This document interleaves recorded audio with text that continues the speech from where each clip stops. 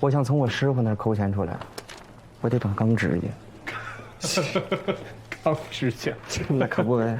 老陆师，你的快递到了，催你要你的取件码和文件。我马上就过去啊。别，现在去啊！我帮你看着就是。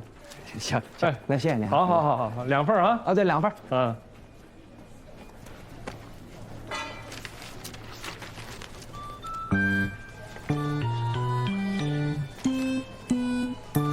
那就3份吧。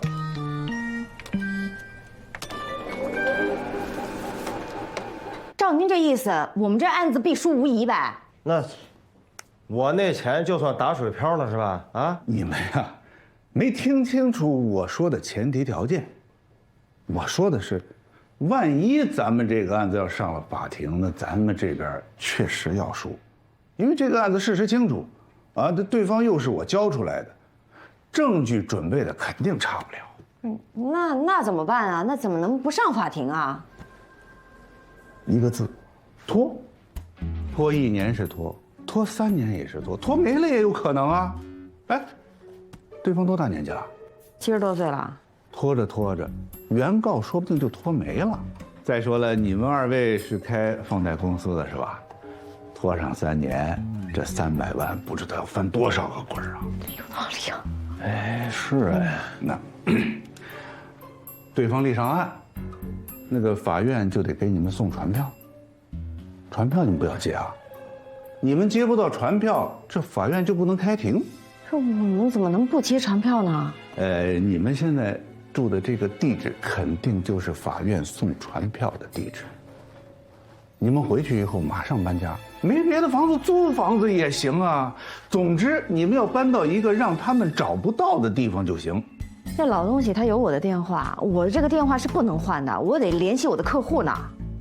接电话是有技巧的，拿起电话来，喂，你好，请问你是哪位？啊，我是法院啊，那你们找谁呀？啊，我找何小慧。啊，我不是啊，你们打错了。咬死不认识。对了，只要你们想躲，哪怕法院的人站在你们面前，你们也能躲啊。后面的事儿，等他们找着你们再说。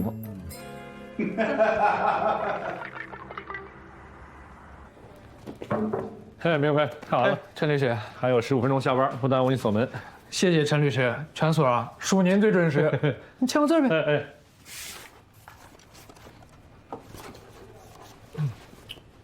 这还有点时间，我再拿2个再做。好啊。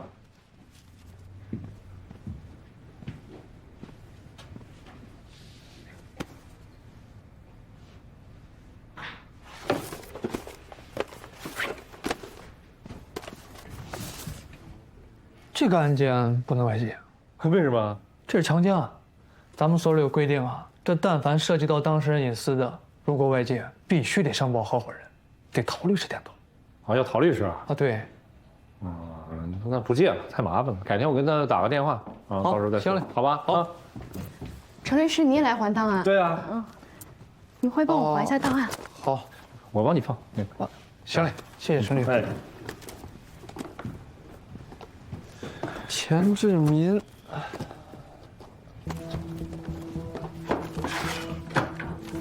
哎，老薛，你什么情况？上次托你那事儿，你给我办怎么样了？问没问呢？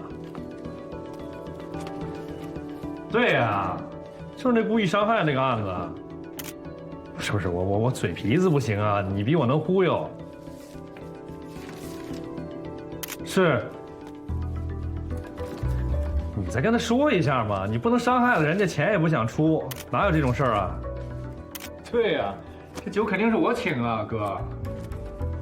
没问题，好嘞，给你喝多。没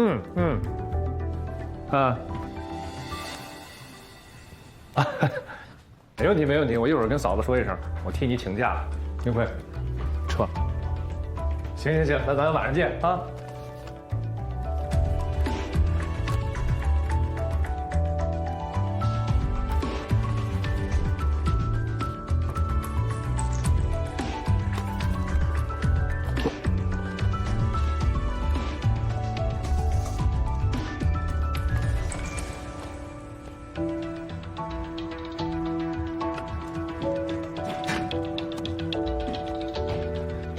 借的，还有逃证的。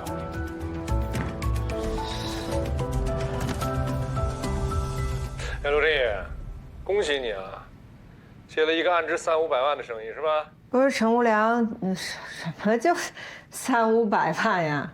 我听不懂你在说什么。你别给我装傻啊！民间借贷的，今天夫妻俩都跑到粮场所来了，生意做这么好，请我喝一杯呗。1个小时以后咱老地方见啊！哎，什么意思啊？他怎么知道咱们接了个借贷案呢？陈硕很有可能是何巧慧的代理律师。我早就该知道，咱们给提高警惕了。但是很奇怪啊，法院的传票应该还没发呢，对方怎么这么快就委托律师了？我去会会他去，了解一下情况。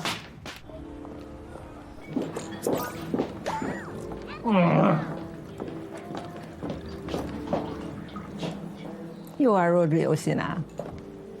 我喜欢弱智，我更迷恋弱智。那罗英子，最近你们律所生意不错啊，可以点点贵的呗，你买单？服务员，你好2杯橙汁儿。好的谢谢。陈硕，我问你，你是不是代理何小慧的案子了？怎么了？有句话叫“道义有道”，这个案子原告家产全都被你当事人给借空了，而你当事人明明腰缠万贯的，还拒不还款。陈无良，这种案子你真要接呀？良心不要了。知道我没良心，你还问我这事儿？知道我没良心，你还来，说明你潜意识是不是还挺想见我？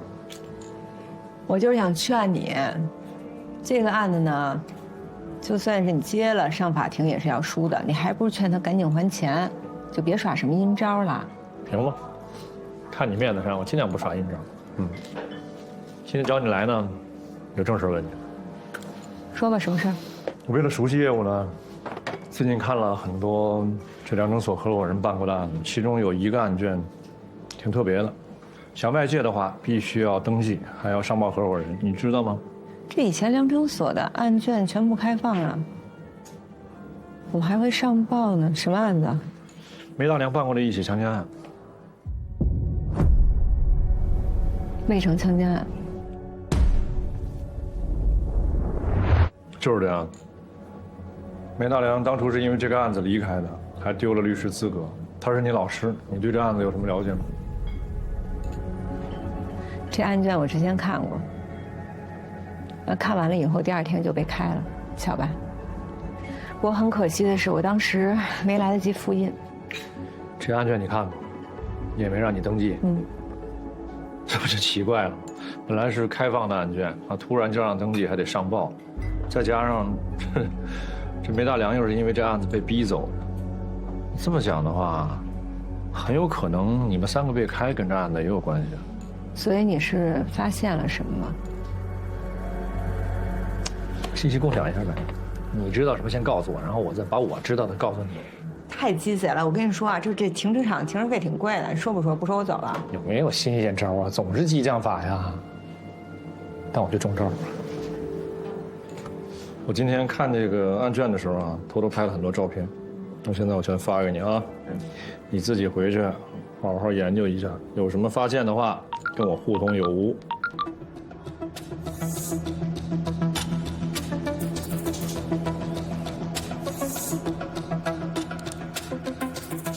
这看来看去就是个强奸案啊！梁诊所为什么这么敏感？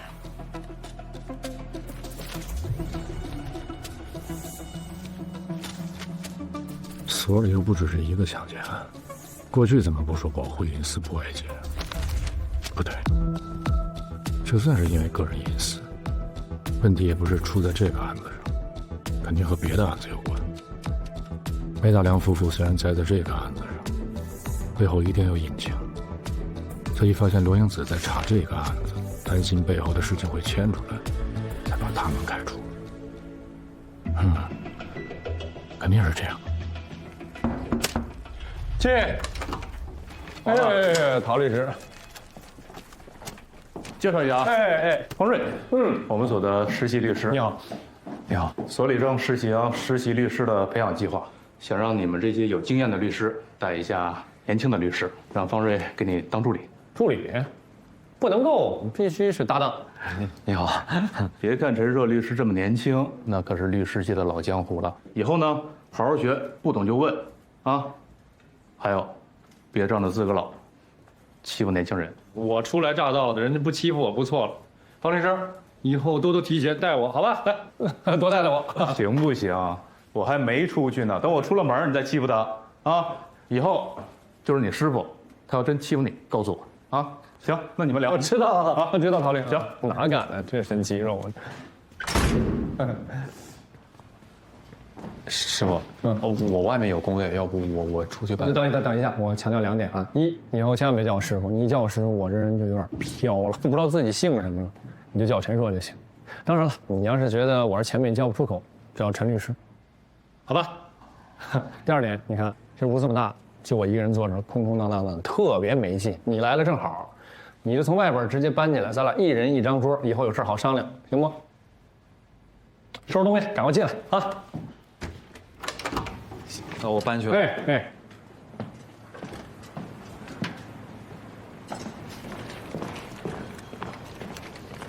啊，雨波，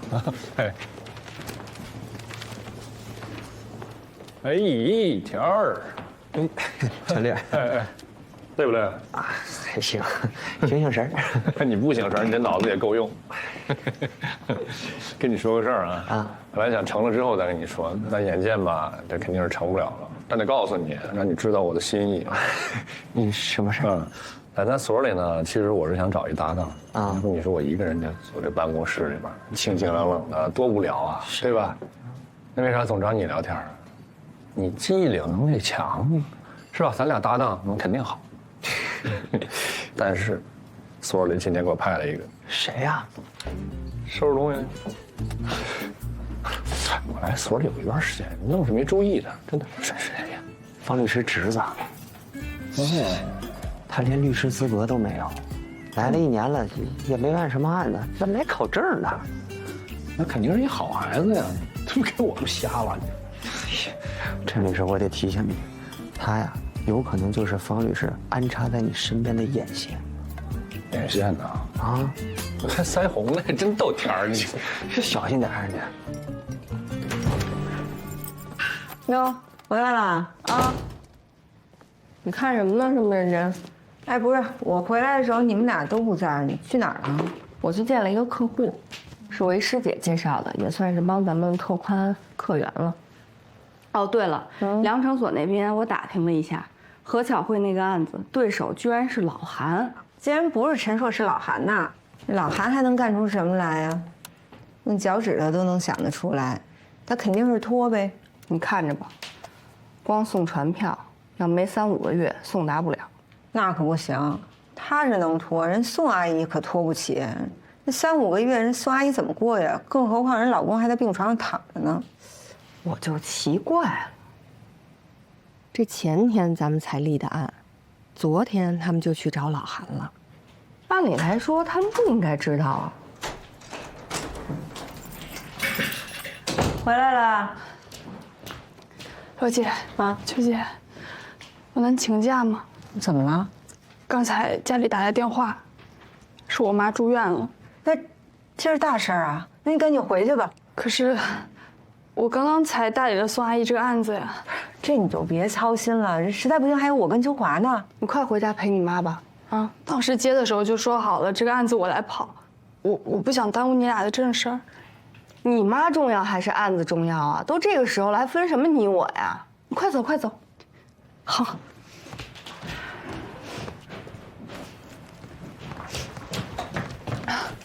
哦，对了，罗姐，哎，宋阿姨已经把起诉的事情告诉何巧慧了，想着他们主动还款，到时候你们记得联系一下她。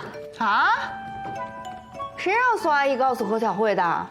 我不是再三嘱咐她要保密的吗？对啊，我让宋阿姨。对不起，秋姐，我不知道你嘱咐过她，我以为我们起诉是光明正大的，不用保密。我真服了你了，夏叔，你赶紧回家陪你妈，快走，快走。对，赶紧回去吧。你那80万没花完呢吧？有钱吧？有。那就赶紧回去吧。啊，走。注意安全啊！好，到了告诉我们一声。哦。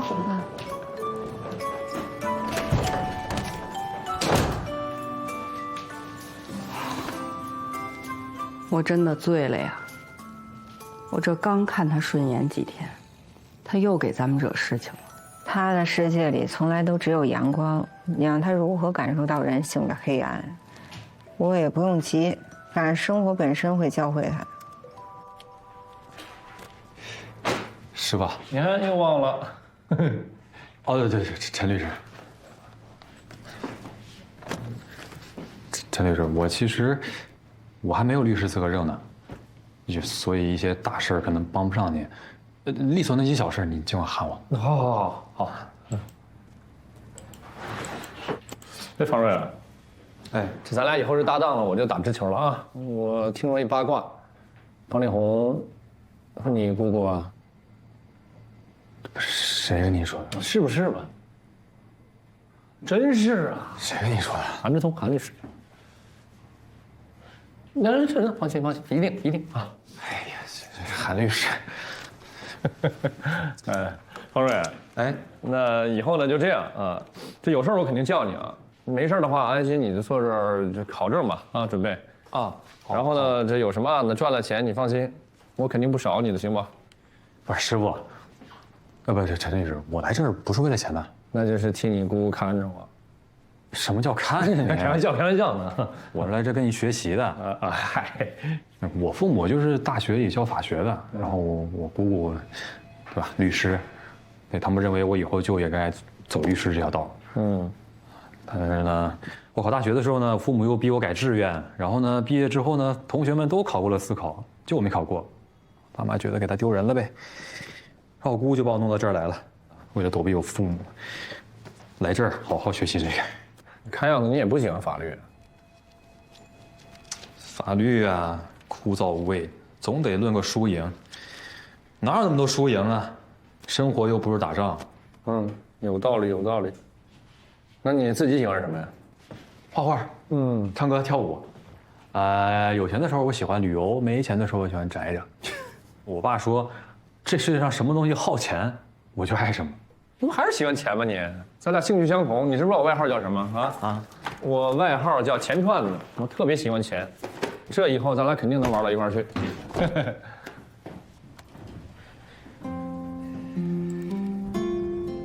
于老师，这个关于何巧慧案子开庭的事儿啊，我方的当事人现在生活陷入了困境，这时间上等不起了，您看能不能尽快安排开庭？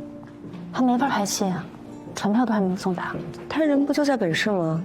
前2天他还委托了代理律师呢。我们做了各种努力，都送达不了，电话拒接，邮寄送达被退还，上门去送达，邻居说他们已经不住那儿了。你们能不能提供一个可靠的送达地址，或者被告准确的联系方式？咱不能坐以待毙啊！我要不然联系一下周老板，看能不能找到什么突破口。也行，咱们俩都耗在宋阿姨这儿，性价比太低了。要不这样，明天我带宋阿姨跑一跑，看看能不能找着何巧慧的其他地址。但是得抓紧点，我觉得李叔那儿快等不起了。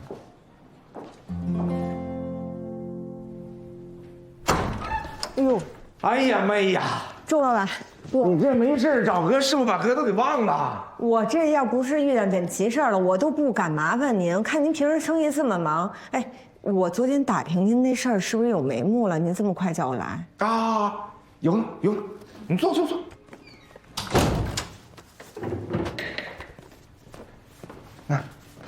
你看看，哥昨天看了一眼，哎呀，这何巧慧这2口子绝对是缺德玩意儿。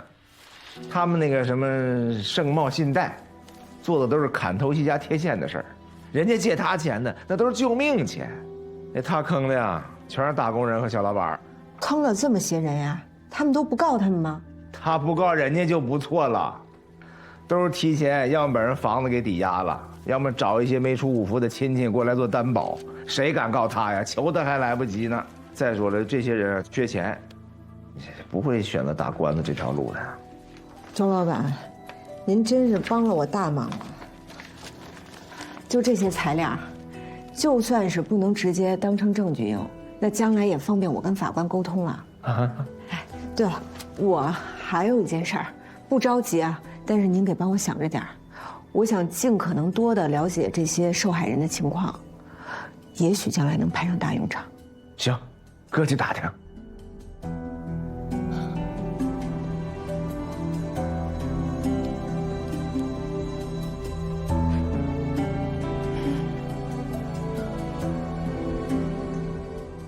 麻烦您再帮我们查一下她丈夫周大民吧。我们的调查函上提供过他的信息。好。周大民名下有2套。啊？怎么可能呢？最后一次，他们2个跪在我的面前，要把我手上仅有的50万给借走，说他们已经山穷水尽，连吃饭的钱都没有了。喂，于老师。哎，您好，我是秋华，有个情况我想跟您汇报一下，就是这个何巧慧的丈夫周大民名下还有2套房产，我就想问一下，这2套房产你们也送达了吗？哦，您是说只能这样了是吗？哎呦，公告送达呀，那公告送达怎么着，起码也得等2个月啊。以宋阿姨现在这种情况，她等得起吗？那没办法呀，这不都是夏叔干的好事儿。要不然接下来我陪宋阿姨跑2天，你跑我跑不都一样吗？我来跑吧，还是我来跑吧，我就适合干跑腿的。你就是怕我把气都撒在夏叔身上。唉，无伤其类嘛。夏叔现在经历的，我曾经也经历过。这2天陪宋阿姨跑腿的打车费，罗老板给报一下销啊。不是，你还打什么车啊？你们家那位不是有车吗？那个车是全全他们家出钱买的。我开来开去的，要被我婆婆知道了，这不合适。你没事吧，大姐？你们俩都是夫妻了，你也没有婚前协议的，他的就是你的，你就是他的呀，未来都是你的。我没花钱买的东西，用着总觉得理亏。我先下班了啊，我把这蓝莓拿走了。嘿。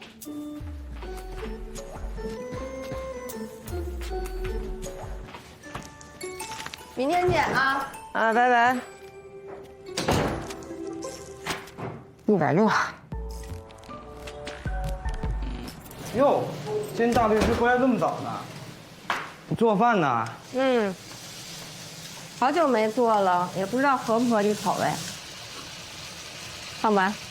咸了。咸了。有点咸。那要不我再回锅吧？没事儿，你做什么我都爱吃啊。好，那你赶紧洗手啊。那汤不错，是吧？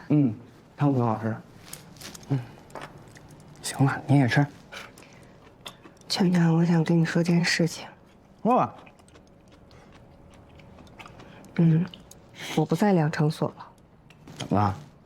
良城所把我跟罗英子给辞了，就在咱们婚礼的第2天，所以我才没来得及跟你去度蜜月，也没来得及跟你回老家办酒席。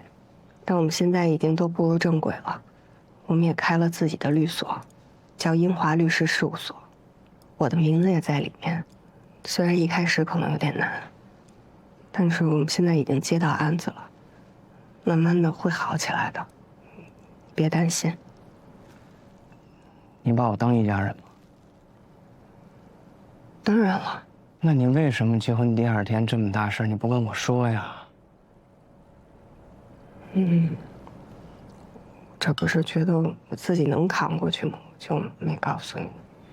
唉，算了，我也不解释了。其实我从小到大凡事都是靠自己，所以越是遇到事情，我越不想跟别人说，生怕我成了别人的负担。我是别人啊，我是你老公，咱俩要共度一生的。对不起。别说了，吃饭吧。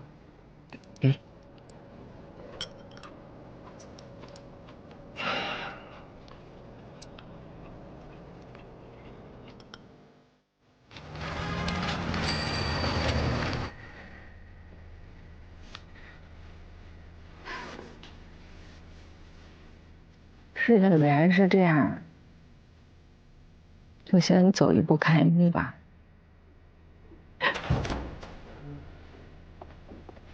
哎呦，夏叔回来啦！怎么了这是？夏如他爸被正式批捕了，然后呢，他就想回去给他过继做律师，可是他爸坚决不同意。只要是搁我也不同意。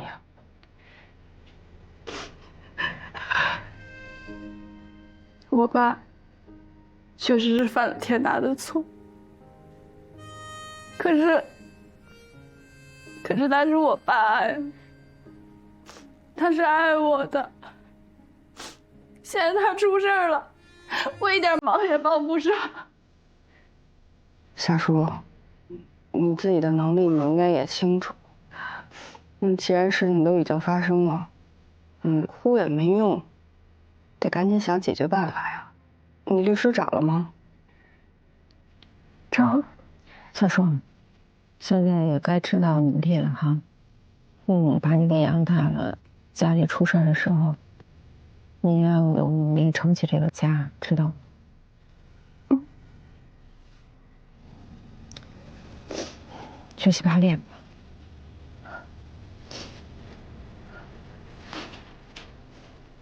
秋华，你坐这儿，我跟你说个事儿。夏叔婚内的那个车80万块钱，除了给孙阿姨交诉讼费，剩下的所有都来给他爸请律师了。所以也就是说，咱们没有钱了。那宋阿姨那案子也不知道什么时候打，更不知道能不能挣上钱。你师姐那边介绍的那个案子，就算顺利谈判成功的话，顶多也只能拿到3万。咱们这样下去不行。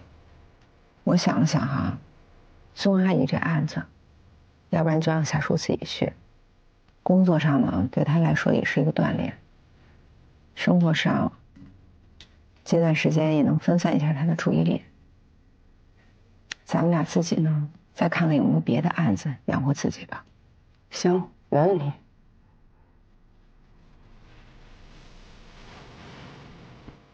车在那儿呢，这2天就归你了。切。夏叔，你记住了啊！你现在没资格可怜别人，你还不知道自己在别人眼里多可怜呢。只要能抓住他们，无论如何要把传票塞到他们手里。放心吧，他们也不是小孩了，总该知道逃避不能解决问题。走吧。夏叔，你真的长大了，注意安全。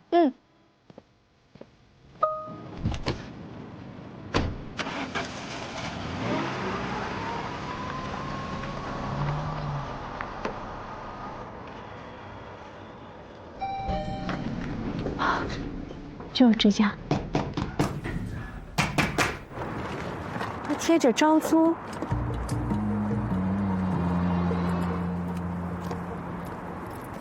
您好，您拨打的号码是空号，请查证后再拨。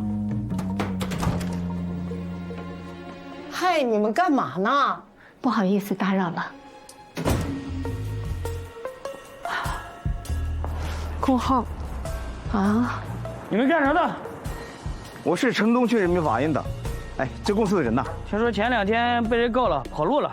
大哥，您知道怎么能联系上他们吗？我哪知道呀？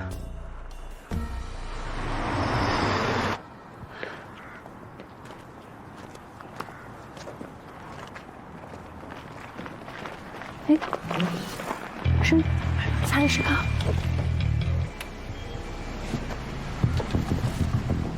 大明啊，我进去拿点东西，马上来，你等我啊。何小慧女士，我们是人民法院的，给你送资料。走，你别走，你别走。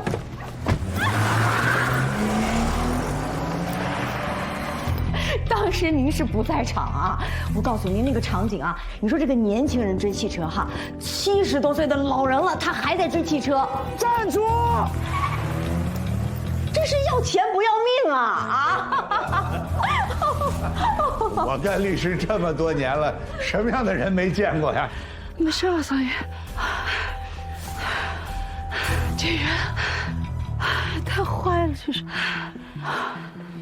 要不说啊，还得是咱韩律师啊，这什么疑难杂症，他都能给治愈了啊。可是，韩律师啊，我们呐也不能老躲着呀，是吧？这是法院难受，我们也难受啊。再者说了，成天这么东躲西藏的，我们这生意怎么办？韩律师，你让我们躲的，我们也躲了，是不是？那咱不能一直躲下去啊，你还得想想其他的办法呀。办法嘛，那自然是有的。不过你们这个案件呢，案情重大复杂。上次我擅自做主，只收了你们13万，所里批评我了，认为这个案子风险大、难度大，不允许降低收费标准。你们看这块上，咱们还有谈判的空间吗？有空间吗？那个，哎呦，韩律师，我就说我今天看你，我怎么觉得怪怪的？你这个印堂发暗呐，出什么事儿了？没什么事啊。印堂在哪儿呢？啊，你这连印堂在哪儿你都不知道？韩律师，这个中医啊，咱还真不能不信啊。对待疑难杂症，西医没有办法的，中医3服药下肚就见效。您这个印堂这么发暗，可能会有什么不好的事情要发生。我认识一个老中医，这世界上就没有他看不了的病啊。您看这样啊，您呢帮我们好好的想想办法，等您不忙的时候，我这一脚油门带您去看看这个老中医，给您看看病，您看怎么样？印堂。你的辩护词我看了，可以用风格清奇4个字来形容。我当律师这么多年，我什么样辩护词都看了，但写成你这样，我第一次看到。哎，老韩应该觉得有你这种徒弟太高兴、太满足了吧？您真觉得行？行啊。可老韩把我骂了个狗血淋头，他说我写的东西狗屁不通。为什么要吞狗屁？为什么要吞狗屁？应该通人，通法官。法官明白了，他比什么都重要啊！哎，你要这么一说，那我放心了。天儿，哎，那个，你们最近接的大案子，就你表现这么好，这韩主任没把准备答辩意见的重任交给你啊？别提了，就没有他这样的。我要不是没钱没办法，我不可能跟他接这脏活。当事人明明有钱，却欠人家老太太钱不还，人家老伴儿等着钱救命呢。韩主任只教人家怎么躲，这不缺德吗？这不，你说对吧，方仁？缺德也有点过了，这话。韩主任这方法呢，肯定不能说是光明正大，但是吧，也行之有效，是不是？当律师的嘛，给自己当事人出点主意什么没毛病。但是吧，还有个方法，比这个更有效。可这案子债权债务关系都明确，对方手里也有证据，那换了您怎么打？你师傅是教他们拖，对不对？啊，你可再拖，只要对方不撤诉，这官司不就得打吗？上了庭照样输啊。是啊，所以说嘛，最有效的方法就是，韩律这人呢，有的时候有点敏感，所以你跟他说话呀、接触得注意分寸，知道吗？我刚也跟你学习了。小田，哎，韩律，聊怎么样？有穷有够，没油水。幸亏我没接。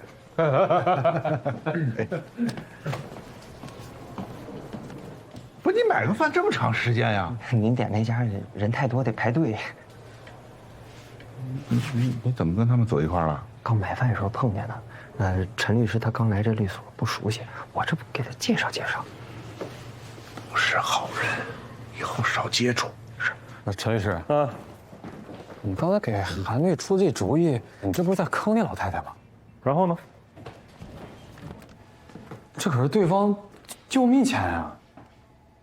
对方有对方的律师，韩律师是这2口子的律师，所以给他们出主意没毛病啊，得达成他们的诉求。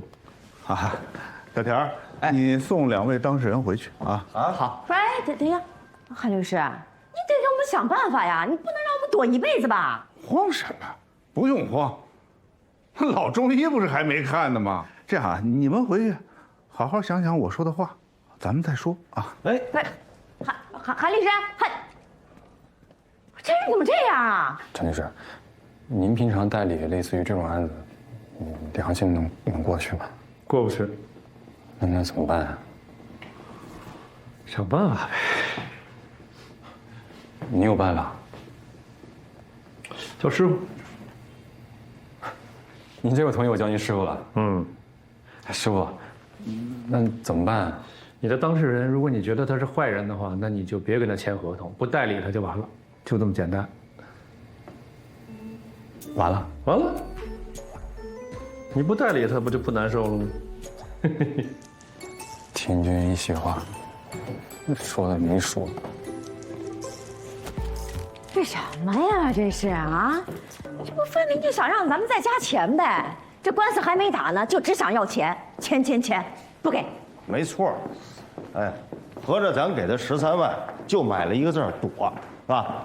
这用他交吗？啊，这原来不在躲吗？说的没错嘛。二位是在聊刚才那案子？哎呀，我说田律师啊，哎，你呢一直跟着韩律师在办我们这个案子，啊，您给说说看，这韩律师就让我们躲，啊，这东躲西藏的，到什么时候是一头啊？那就是呀，这躲多久了都？您二位啊也不用着急，其实，哎，电梯来了，我送您二位下去。啊，好，来，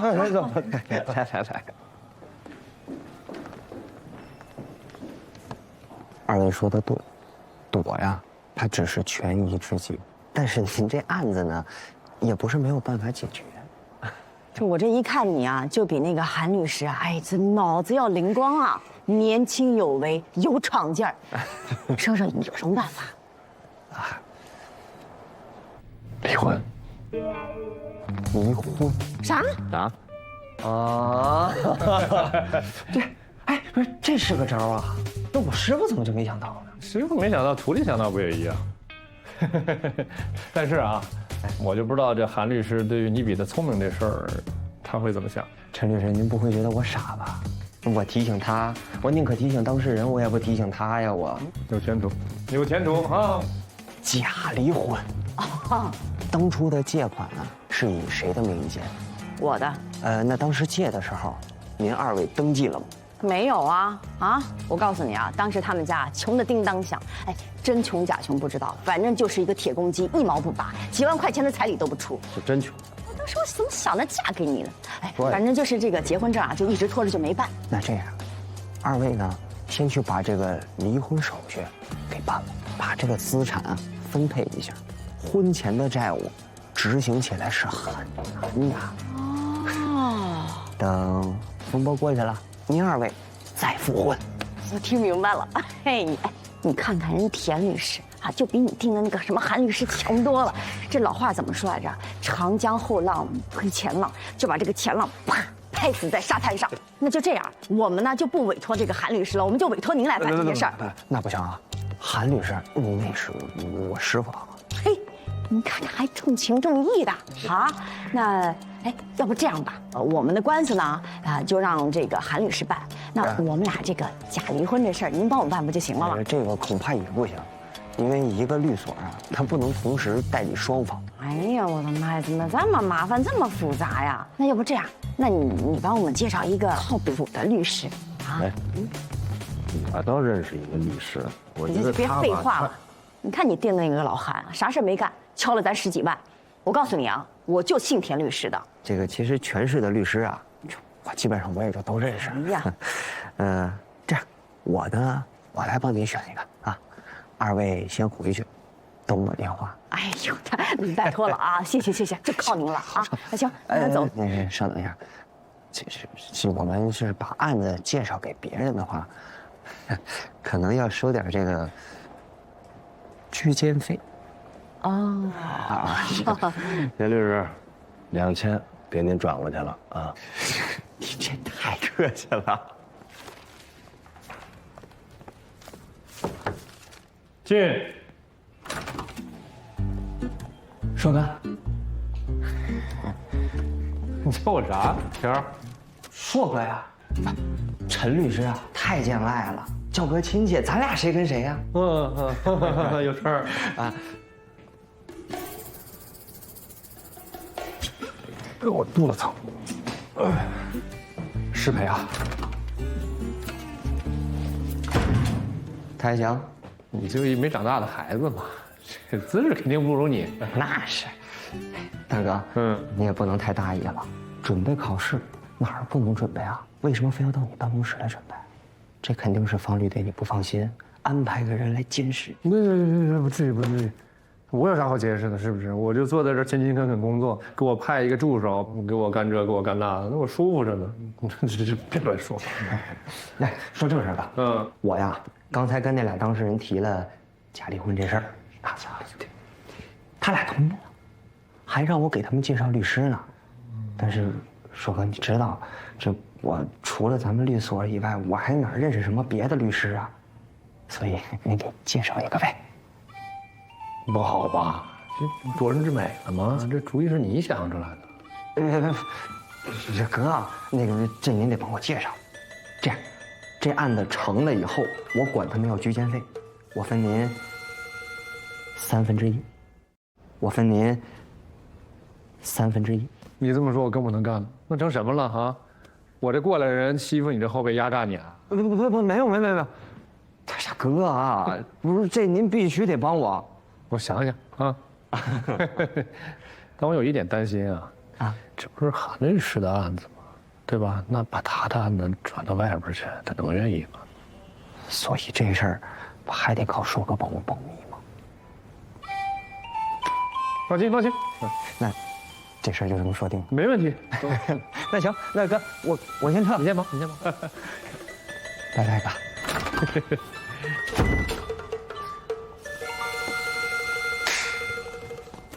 喂，于老师啊，您那边怎么样了？哦，我们这也没送到呢。那您有事随时给我打电话啊。哎，好，拜拜。夏律师，真的对不住，你看都是为了我。不是，我就是想不明白了，这世界上怎么还有这种人呢？他还要不要脸了？这孩子，在我们家出事以前，他不是这样的。夏律师。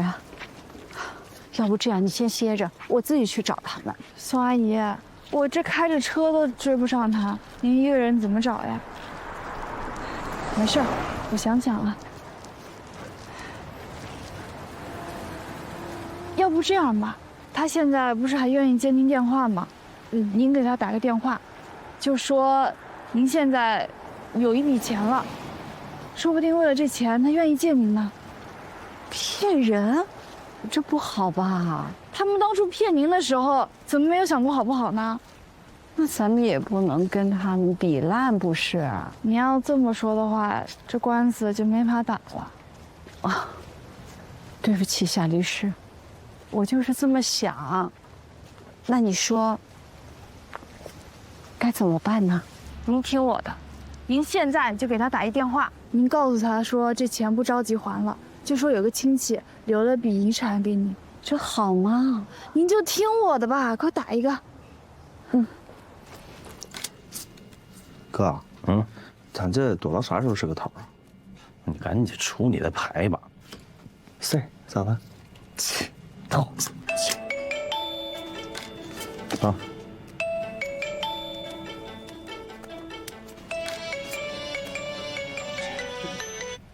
喂。巧慧，妈，您干啥呀？啊？您说，我这借您钱呢，又没说不还您钱，是不是啊？您这把我逼得都没法过日子了。您真是希望您亲闺女死了之后，您这心里才舒服吗？啊？巧慧，我这也是没有办法呀。不过，现在好了。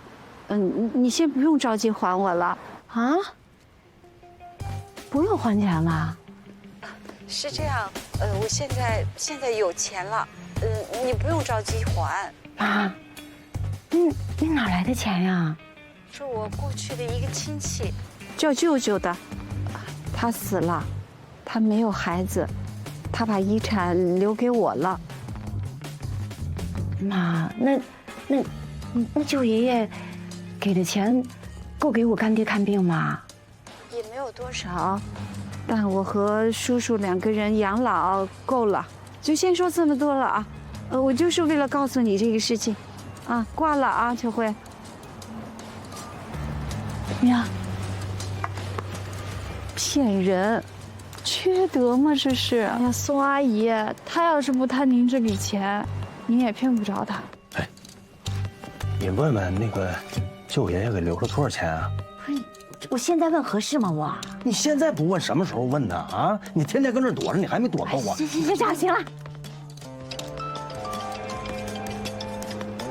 这，喂，乔慧，啊，你说你看这段日子吧，你这围追堵截的，咱们娘俩的这个感情都淡了。其实，在我的心里，我特别想您。您在哪儿呢？我去看看您呗。我现在出来买点东西，很快就回家了。那这样行吗，妈？您就把你那个具体的地址告诉我，我现在就过去看看您去。一会儿见哈，妈。你说说，这孩子怎么这样啊？哎呀，宋阿姨没空伤感了，咱快走吧，上车，上车。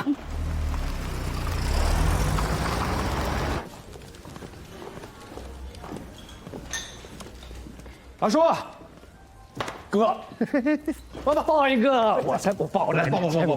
你太过了，想死我了！你说你这一走，我这心里边空落落的，就好像失恋了。咱俩这关系不能有啥问题吧？全都是问题，所以啊，不能没事就去找你。我怕一见你呢，我就心生邪念。怎么的？到人家梁城所啊，还没追上罗英子，不行就回来咱俩继续搭档，我接着你。好马不吃回头草呢。再说，虽然我现在没追上罗英子啊，但是他跟梁城所的关系呢变得势不两立，我跟他终于有了打对头的机会，非赢他不可。你们两个呀，这一物降一物。说吧，这么急找我出了什么事儿？给你介绍一个案子啊，离婚案。你别可怜我啊！你别觉得你离开了，我就非得打这些离婚的官司，不能够。不是普通的案子啊，有这个的，要不能找你吗？看，俩人刚因为债务纠纷被起诉了。真的假的？你那么聪明，你懂呢？我不懂。按真的打。哎呀，行吧，我就按真的打，钱我就按真的收。默契。宋阿姨，一会儿他来了，您千万要拖住他，然后我把这传票塞给他。我们这样子骗人不好吧？宋阿姨，你就听我的，这传票不给他，我们开不了庭，啊。好，来了。妈，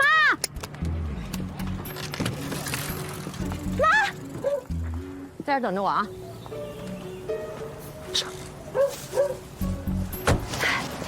哎呀，我的妈呀！这法院的同志也真是的，怎么给我妈租了这么个地儿啊？哎呦，哎呦，哎呦，哎妈，妈，你看什么呢？妈，你不是一个人呐？妈，你快来接我一趟呗！你看，给你买了这么多东西啊！宋阿姨，往前上，往前。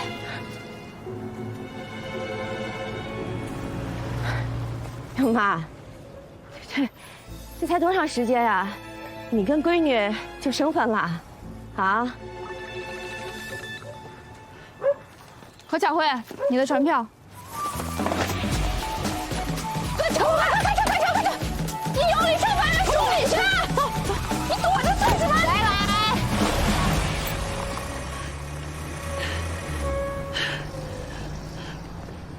怎么有这种人啊？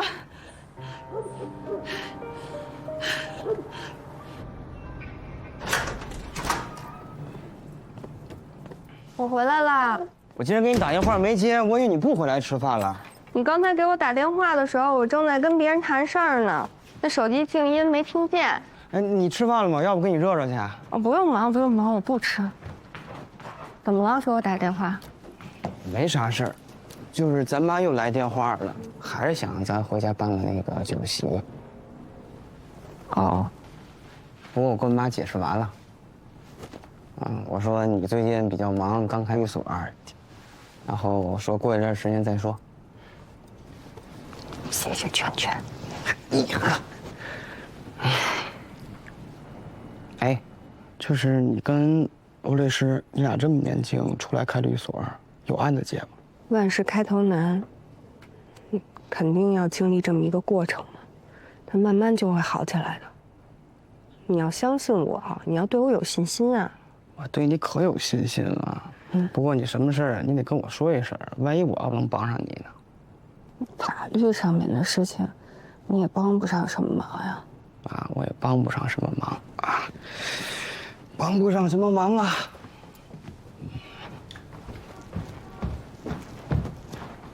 哎呀，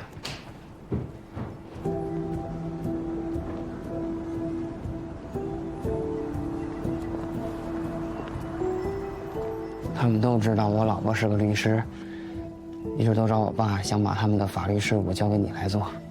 啊？你可别小看咱老家的这些企业啊，看这个，国家百强，这不太好吧？这有啥不好的呀？爸是县委书记，那这些企业肯定愿意拿这些事情跟爸套近乎呀。可毕竟有利益输送之嫌，我怕将来给爸惹麻烦。咱是正常代理，正常收费，咱有问心无愧，怕什么麻烦呀？哎呀，你就是想太多了，你不要想那么多啊。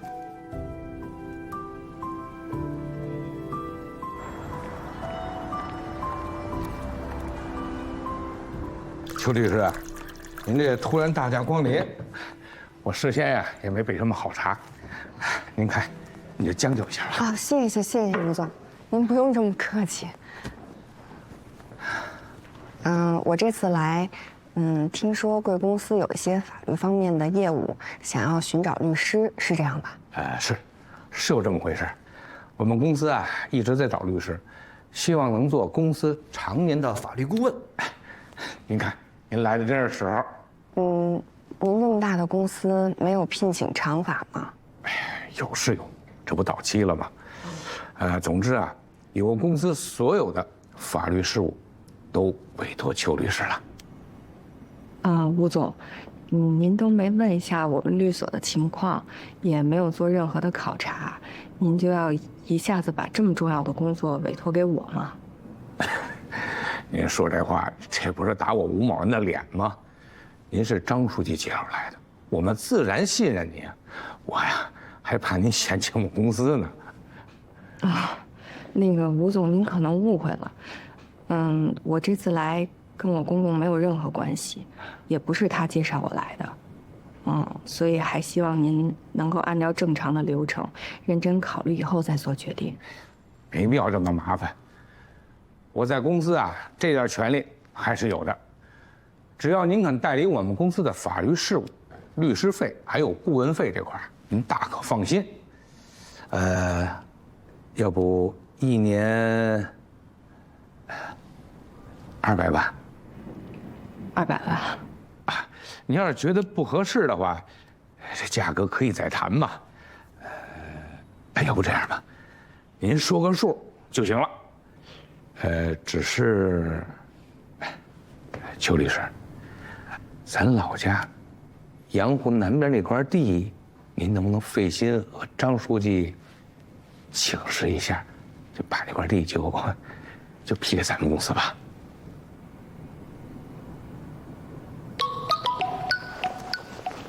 不好意思啊，吴总，我接个电话。喂，秋华，大案子砸脑袋上了，赶紧回来吧啊！什么案子啊？你赶紧回来，回来我告诉你。挂了。先这样，拜拜。吴总，不好意思，我这个有一个案子需要我马上过去。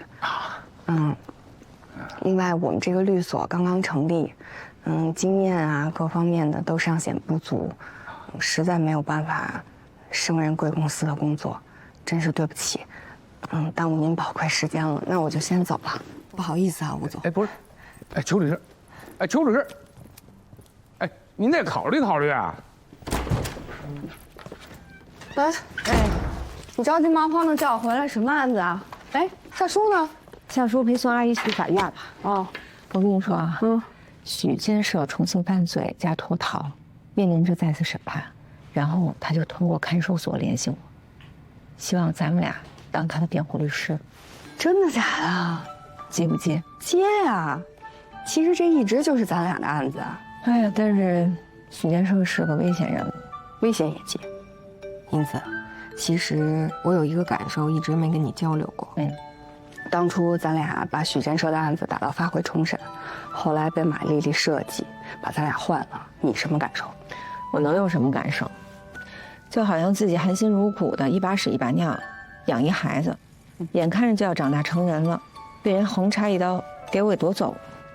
唉，其实许建设重判无期的时候，我觉得就像自己败了一样，严重的挫败感。你还有挫败感呢？你也没告诉我，我还以为只有我自己有。大姐了，我也是个人，好不好？说起来，许建设是被马丽丽算计的，但我总觉得是败在了我们的手里。这下好了，咱们有弥补的机会了。协议我都弄好了。哦，咱去看守所会见许建设。走。许建设在里面怎么样？挺好的，吃得下，睡得着。是你自己要求让我们做你的辩护律师，对吧？是。好，那先把代理协议签了吧。好。你可以先看一看，没问题就签了吧。不用看了，直接签。等等，代理费您再看看吧。不用了，谢谢你们，还能接受我的委托。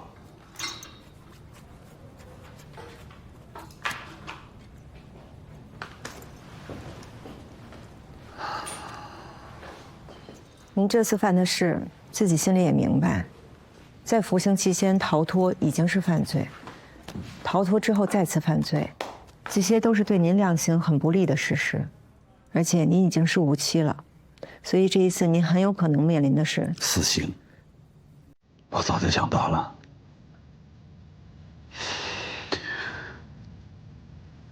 罗律师，邱律师，我走到今天这一步啊，我对自己已经不抱任何希望了。但这次上法庭，我想接受一个公正的审判，也能让我死的心服口服，所以我才找你们二位来。哦，对了，我在外面还有些财产，不过我现在已经没有亲人了，所以我想拿出我全部的财产给你们二位当代理费，也算是我辜负了你们，冤枉了你们的一点抱歉和补偿吧。许建设，其实当时您的前妻马丽丽为了把您送进去，换掉我们这件事情，我们也有自己的责任。我们当时太年轻了，所以从一开始就没有明白他真正的用意，最后输在他手里，导致现在这样一个结果。但是现在这个案子又回到我们手里了，我们谢谢你对我们的信任。至于代理费，君子爱财，取之有道，我们也商量过了，15万，您可以吗？15万？啊，是这样，我外面呢有个远房表姐代理我的财产，我马上向管教申请，让他们通知我表姐，一笔打给你们。好，那我们开始吧。好。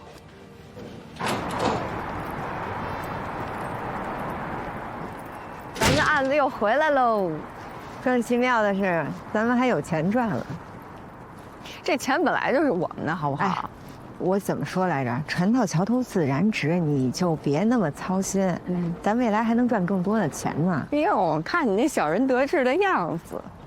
哎，跟你说一正经的，这现在是不是对咱们律所有点信心了？那之前注册的时候没钱，现在有钱了，出点血吧，姐姐，入点股吧。我这还没捂热呢，就要往外套我的钱。你捂吧捂吧啊！我送你一花盆，你最好能种上，看你能不能越长越多。我考虑考虑。行，您考虑。哎，我待会儿请你吃大餐吧。这几天啊，咱俩吃这面条吃的我都快吐了。正好下厨不在，我单独请你，我买单。那行，我得好好宰你一顿。哟，他是不是在我身上安监听了？喂，怎么了？喂，罗姐，怎么办呀？不是什么怎么办呀？法院要公告宋达，宋阿姨不愿意。正坐在法院里难过呢。行吧，你在那儿待着吧，我们马上过去啊。挂了。说这宋阿姨在法院门口哭呢，咱俩赶紧走一趟吧。又开启当妈模式了，宰你一顿真难。咱就别跟一小孩子一般计较啦，走吧。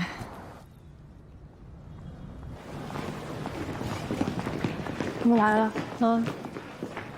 我就不知道为什么这世上有何小慧这样的奇葩，明明就在，但是就让我们找不到。法院等不及了，说要公告宋达。宋阿姨呢？宋阿姨，宋阿姨，律师，都是律师。哎，好，那你陪宋阿姨坐下。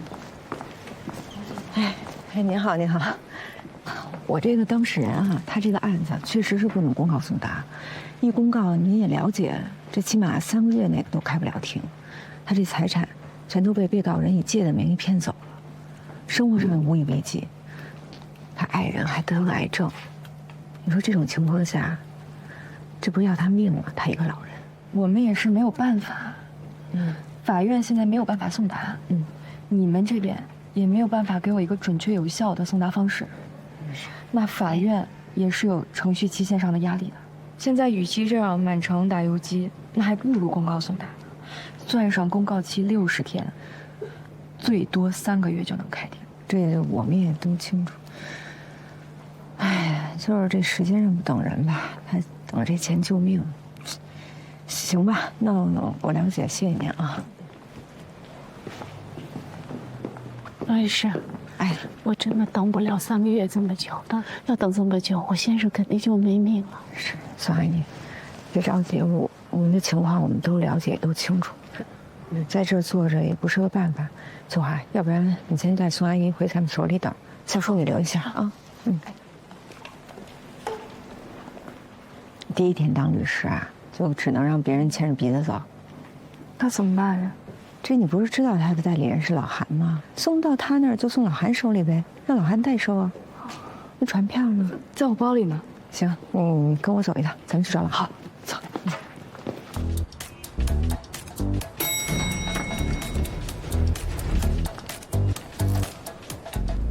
小孙，韩律师在吗？您预约了吗？您没预约，给韩主任打电话。罗律师，你不是不知道规矩，见律师是要预约的，你这样不好。罗律师，现在是办公时间，你这样我也很难办。就说我不在啊。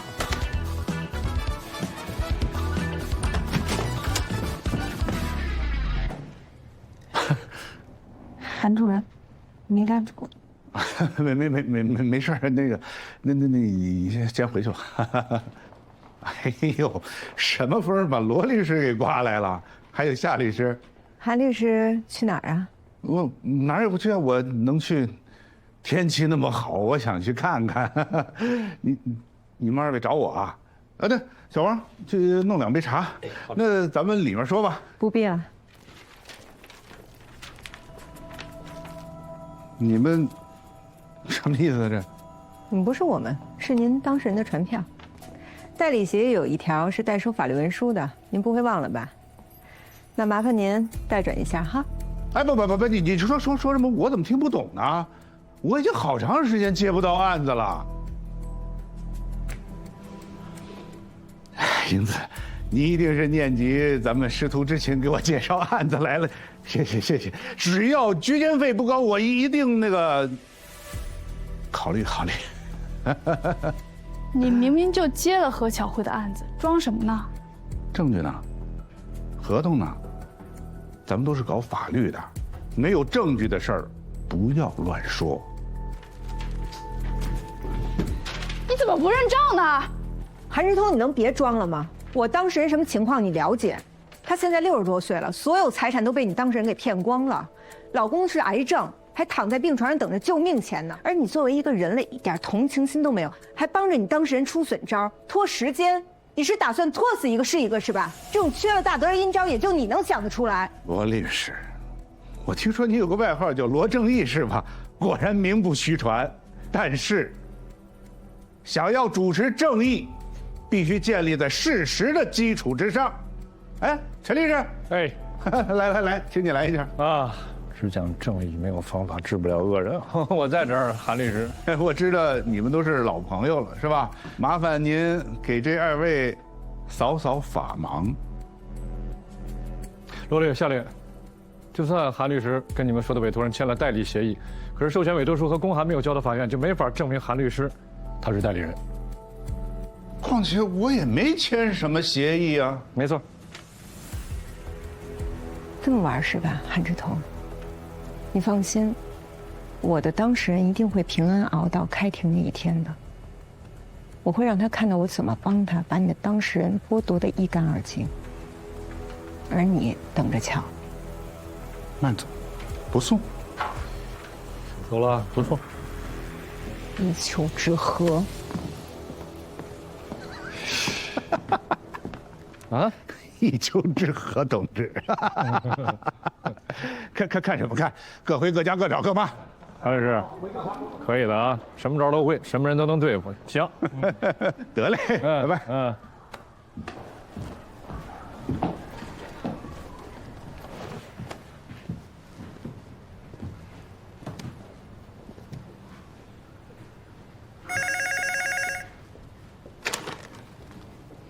哎，说。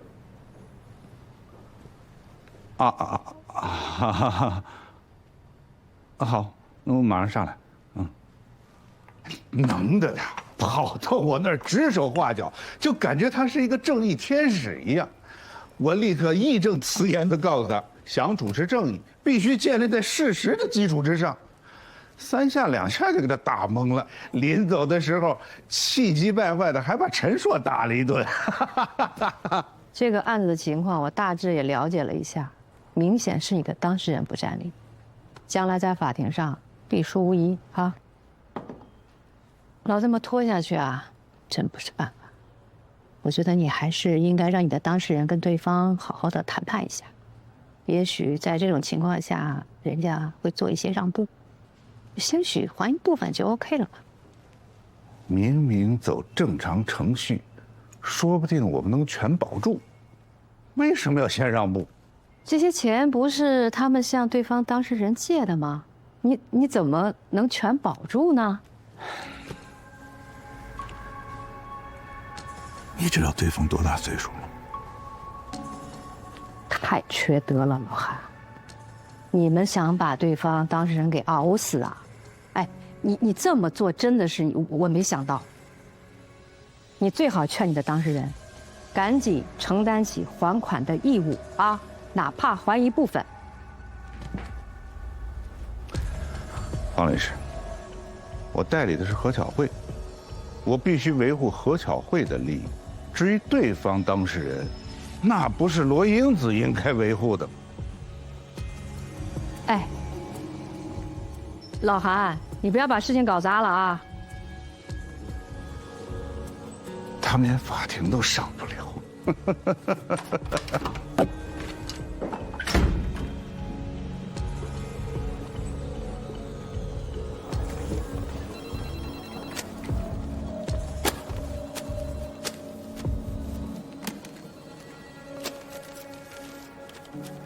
方瑞，这屋就咱俩人，你有什么想说的，你就直接说就行了啊，别甩甩大大的。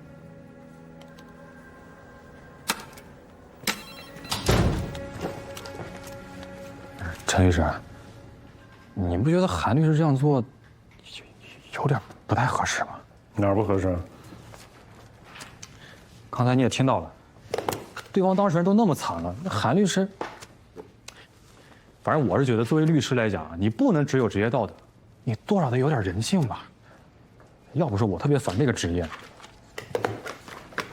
你真啊，我看着我心里就是过不去。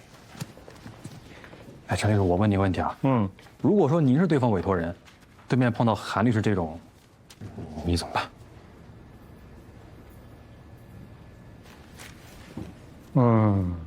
很简单嘛，你就直接去法院告诉立案的法官说韩律师就是他们的代理律师就行了，很简单。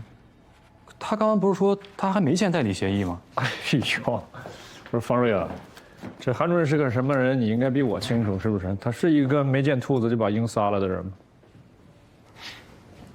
有道理。可，哎，就算他签了代理协议，您不是也没证据能证明他吗？真把我给问住了，这个事儿。哎，算了算了，不想了。我也没接这案子，我操这心干嘛呀？是不是？浪费脑细胞。我出去见个客户啊。那我跟你一块儿去。不用，那我帮我收拾一下办公室就行。还有啊，这些都是我看过的文件，基本没什么用，你帮我筛一下，没用的碎纸机给我碎了啊。行，没问题。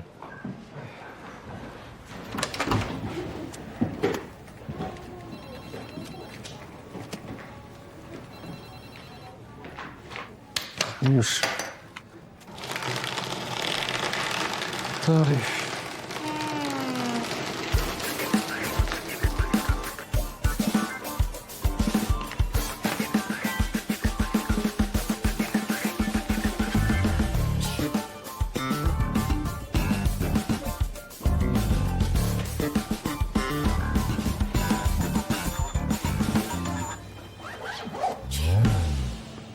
你是没看到老韩那副嘴脸，我能想象得到。他死都不承认他代理了何小慧，还扯上什么正义了？哼，我真想往他那胖脸上揍2拳。还有那个陈述，也跟着瞎起哄。对方代理律师不是老韩吗？你骂陈硕干嘛呀？为虎作伥者更坏。是。哎，那怎么办呀？现在只能公告送达了。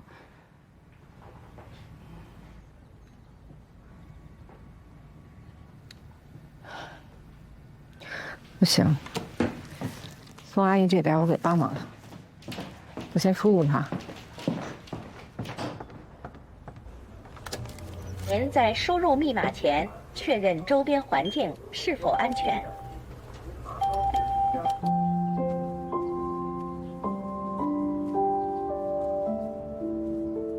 请问客户请注意，保管好个人财物，提高警惕，留意附近可疑人员，防止抢劫案件发生。律师，哎，宋阿姨，或许只能公告了。哦，不过您别担心哈，我们呢一定会尽我们最大的努力的。我这儿呢有1万块钱，您和李先生先拿去用。不行，我绝对不能再要你们的钱了。而且今天啊，之前来了一个人，给了1万块。谁呀？是个男的，他说是什么基金会的，说是知道我们家生活非常困难，所以就给送来了，说是补助。哦，您是不是之前在什么基金会上登记过咨询补助之类的？没有啊。那就奇怪了。嗨，那算了，他既然给着，咱就用着呗。我这1万你也拿着，就别跟我客气了啊！现在正是需要用钱的时候。那真是太谢谢您了，陆律师，我都不知道说什么好。那就什么都别说了啊，进去吧。哎，我走了啊，谢谢。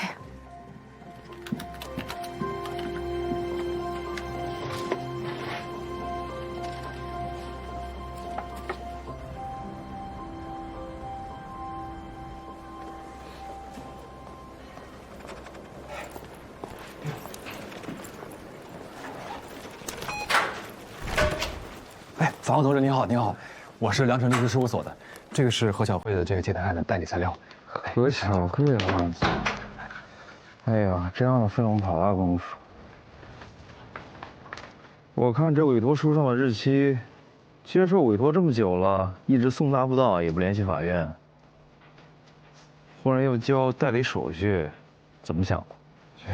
正好，你先把送达回证给我签了。哎，法官同志，我就是个助理跑腿的，这是我们所的韩律师代理的案子，这个我真签不了。你这样，您有什么事儿您跟韩律师联系，别的我什么都不知道。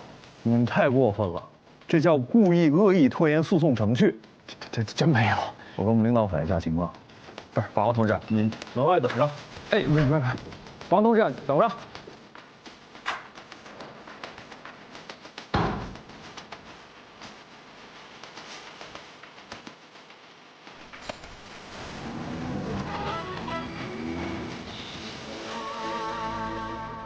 哎，大叔，是不是你呀？你联系了什么资助的基金会吧？没有，不是我。哎，我是不是真可以帮宋爱去联系一下？可以试试。哎，我在想，会不会是陈硕呀？他真要是他的话，那肯定他也没安什么好心。不可能。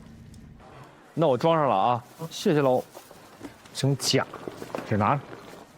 你好，先生，一共是637，您看一眼账单。好。好的，谢谢客官。我这计划好吧？啊，你等着瞧好吧。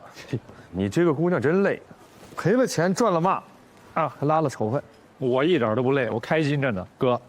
你把这官司打好了，弟弟我什么都有啊。你就放心吧，约周大民了，明天我俩见面。都约好了啊？这么有效率吗？太。你说我那个拿着，拿着。花了钱了就得拿上。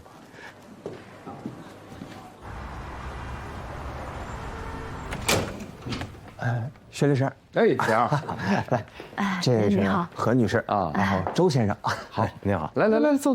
哎，好嘞。小田为你这事儿真上心，啊，跟我说了好几次。我现在也不怎么接这种离婚析产的业务。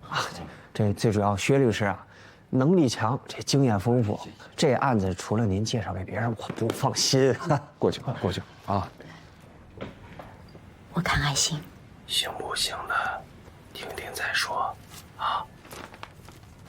薛律师，哎，我们在网上呢找到了一些您代理过的案子，我们这一看吧，这大案子还真不少，而且这胜诉率也挺高的，还行。看到这个呢，我们也算是吃了半颗定心丸了，那个，就是这些案子，这都是您代理过的吧？互联网都是透明的呀，这玩意儿我能作假吗？是。再说你们俩今天来，不就想吃人那半颗定心丸？是，没错啊，就是我们有一点看不明白啊，为什么您所有的案子的主办人除了您之外呢，还有一个叫陈硕的。陈硕啊，是我的一个助理。哦，小陈儿。是。那为什么就是他的名字啊，就总在您的前面呢？有些人呢喜欢打头，有些人喜欢压轴，啊，我年长他几岁，多给他一些机会是不是应该的？哦，是不是？是。应该。你别说，这个小陈的业务能力啊也非常好。这不巧，刚去量程所。哎，你们要找他，我帮你联系一下。别，薛律师，那个量程所的律师就算了啊，这太不靠谱了，太坑人了，这。哎呀，不是那个田律师除外，田律师田律师除外。那聊聊你们这事儿。我们这一躲啊，就躲了这么多天，生意也没法做，这不能一直这样躲着吧？所以。